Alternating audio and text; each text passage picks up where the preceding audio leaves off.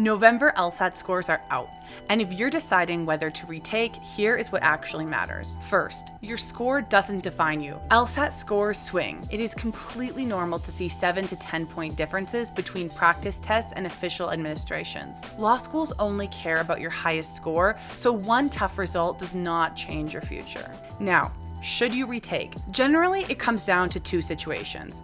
One, your practice tests were already at your goal score, but your official score was not.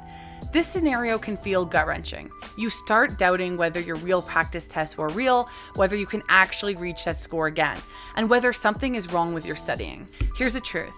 Your practice tests were real. There's a lot of natural variation in LSAT performance, and sometimes the official test just doesn't go your way. I've worked with countless students who've averaged a certain score on practice tests, scored noticeably lower on test day, then retook and landed right back at their practice average.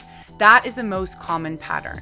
If your practice tests were already in your target score range, I strongly recommend retaking. You often don't need heavy studying, you just need to maintain your skills and keep yourself sharp. And remember, the January LSAT registration deadline is November 28th, today. The second scenario is that your practice tests were not yet at your goal score, but you are within striking distance. This is where honest self-assessment matters. Ask yourself whether it is realistic to close the gap by January. If you're only a couple of points away, you may be able to get there with focused, high-quality work, tightening your timing, drilling your weakest section, and building consistency under pressure.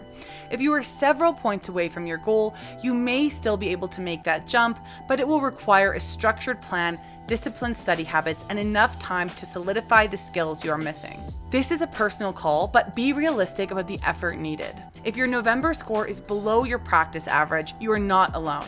Score variance is normal, and a lower score does not erase your true potential. With the right approach, you can absolutely bounce back. And if you want a targeted plan to reach your goal, score quickly and confidently, book a free consultation with Hummingbird LSAT Prep. We will help you to map out exactly how to get there.